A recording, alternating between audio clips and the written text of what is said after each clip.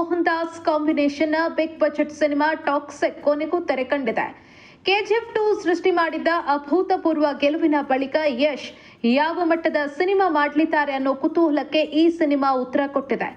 1947ರ ಕಾಲಘಟ್ಟದಲ್ಲಿ ಪೋರ್ಚುಗೀಸರ ಹಿಡಿತದಲ್ಲಿದ್ದ ಗೋವಾದಲ್ಲಿ ನಡೆಯುವ ಓಪಿಯಂ ಮತ್ತು ಸರಾಯಿ ದಂಧೆಯ ಗ್ಯಾಂಗ್ಸ್ಟರ್ ಹಿನ್ನೆಲೆಯಲ್ಲಿ ಈ ಕಥೆ ಸಾಗುತ್ತದೆ. ರಕ್ತಪಾತ, ಅಕ್ಕತಮ್ಮನ ಸೆಂಟಿಮೆಂಟ್, ಸೇಡು ಹಾಗೂ ಜೂಜಾಟ ದಂಧೆಯ ಸುತ್ತ ಇಡೀ ಚಿತ್ರವನ್ನ ಕಟ್ಟಿಕೊಡಲಾಗಿದೆ.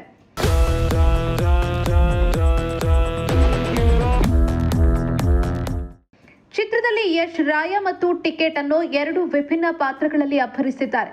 ಯುವಕ, ಮಧ್ಯವಯಸ್ಕ ಹಾಗೂ ಬಿಳಿಗಟ್ಟದ ವಯೋವೃದ್ಧ ಹೀಗೆ 3 ವಿಭಿನ್ನ ಶೇಡ್ಗಳಲ್ಲಿ ರಾಯನಾಗಿ ಅವರು ನೀಡಿದ ಅಭಿನಯ ಮತ್ತು ಮ್ಯಾನರಿಸಂ ಅಭಿಮಾನಿಗಳಿಗೆ ಹಬ್ಬ.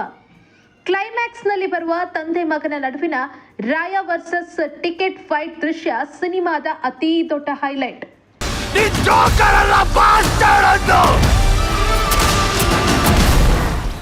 ಚಿತ್ರದಲ್ಲಿ ದೊಡ್ಡ ತಾರಾಗಣವೇ ಇದ್ದು, ರಾಯನ ಅಕ್ಕ ಗಂಗಾ ಪಾತ್ರದಲ್ಲಿ ನಯನತಾರಾ ತಮ್ಮ ಗತ್ತು ಮತ್ತು ಸ್ಟೈಲಿಶ್ ಲುಕ್ನಿಂದ ಗಮನ ಸೆಳೀತಾರೆ. ರಾಯನ ಪ್ರೇಯಸಿ ನಾದಿಯಾ ಆಗಿ ಕಿಯಾರಾ ಅಡ್ವಾಣಿ ಎಮೋಷನಲ್ ಸನ್ನಿವೇಶಗಳಲ್ಲಿ ಅತ್ಯುತ್ತಮ ಅಭಿನಯ ನೀಡಿದರೆ, ತಾರಾ ಸುತಾರಿಯಾ ಹಾಗೂ ಹುಮಾ ಕುರೇಶಿ ತಮ್ಮ ಪಾತ್ರಗಳಿಗೆ ತಕ್ಕಷ್ಟು ಬಣ್ಣ ಹಚ್ಚಿದ್ದಾರೆ. ಇನ್ನು ದ್ವಿತೀಯಾರ್ಧದಲ್ಲಿ ಬರುವ ರುಕ್ಮಿಣಿ ವಸಂತ್ ಮಿಲಿಸಾ ಪಾತ್ರದಲ್ಲಿ ಸಣ್ಣದಾದರೂ ಉತ್ತಮ ಸ್ಕ್ರೀನ್ ಪ್ರೆಸೆನ್ಸ್ ಕೊಟ್ಟಿದ್ದಾರೆ. ತಾಂತ್ರಿಕವಾಗಿ ರಾಜೀವ್ ರವಿ ಅವರ ಛಾಯಾಗ್ರಹಣ ಹಾಗೂ ಮೇಕಿಂಗ್ನಲ್ಲಿ ಪ್ರತಿಯೊಂದು ಫ್ರೇಮ್ ಕೂಡ ಶ್ರೀಮಂತವಾಗಿ ಹಾಗೂ ಹಾಲಿವುಡ್ ಶೈಲಿಯಲ್ಲಿ ಮೂಡಿಬಂದಿದೆ. ತಬಾಹಿ ಮತ್ತು ಮನಮೋಹಕ ಹಾಡುಗಳು ಕೇಳೋದಕ್ಕೆ ಖುಷಿ ಕೊಡುತ್ತೆ.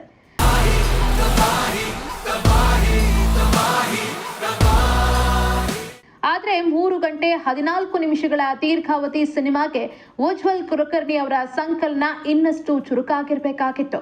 ಕೆಲವು ಸುದೀರ್ಘ ಆಕ್ಷನ್ ದೃಶ್ಯಗಳಿಗೆ ಧಾರಾಳವಾಗಿ ಕತ್ತರಿ ಹಾಕಬಹುದಾಗಿತ್ತು. ಕತೆ ಮತ್ತು ಬರವಣಿಗೆಯಲ್ಲಿ ಗಟ್ಟಿತನದ ಕೊರತೆ ಮತ್ತು ಎಮೋಷನಲ್ ಕನೆಕ್ಟ್ ಕೊಂಚ ಕಡಿಮೆ ಆಗಿರುವುದು ಸಿನಿಮಾದ ಹಿನ್ನಡೆ. ಅಂತಿಮವಾಗಿ ಟಾಕ್ಸಿಕ್ ಸಂಪೂರ್ಣವಾಗಿ ಆಕ್ಷನ್ ಪ್ರಿಯರು ಹಾಗೂ ಯಶ್ ಅಭಿಮಾನಿಗಳಿಗೆ ಹೇಳಿ ಮಾಡಿಸಿದ ಕಮರ್ಷಿಯಲ್ ಮಾಸ್ ಸಿನಿಮಾ. KGF ಮಟ್ಟದ ನಿರೀಕ್ಷೆ ಇಲ್ಲದೆ, ಹೆಚ್ಚಿನ ಲಾಜಿಕ್ ಹುಡುಕದೆ ಕೇವಲ ಮಾಸ್ ಎಂಟರ್ಟೈನ್ಮೆಂಟ್ ಬಯಸಿ ಹೋಗುವವರಿಗೆ ಈ ಚಿತ್ರ ಖಂಡಿತ ಇಷ್ಟ ಆಗುತ್ತೆ. ತುಸು ರಕ್ತಪಾತ ಹೆಚ್ಚಿರೋದ್ರಿಂದ ವಯಸ್ಕರಿಗೆ ಇದು ಪಕ್ಕಾ ಪೈಸಾ ವಸೂಲ್ entertainer. Film bureau, century TV. ವೀಕ್ಷಕರೇ, ಇಂತಹ ಹೊಸ ನ್ಯೂಸ್ ಅಪ್ಡೇಟ್ಸ್ಗಳಿಗಾಗಿ ನಮ್ಮ ಸೆಂಚುರಿ ಟಿವಿ ಚಾನೆಲ್ ಅನ್ನು ಸಬ್ಸ್ಕ್ರೈಬ್ ಮಾಡ್ಕೊಳ್ಳಿ. ನಿಮ್ಮ ಅನಿಸಿಕೆಗಳನ್ನು ಕಾಮೆಂಟ್ ಮಾಡಿ. ಹಾಗೆ ಈ ವಿಡಿಯೋ ಇಷ್ಟವಾದಲ್ಲಿ ಶೇರ್ ಮಾಡಿ. ಬದಲಾವಣೆ ಕಡೆ ನಮ್ಮ ನಡೆ.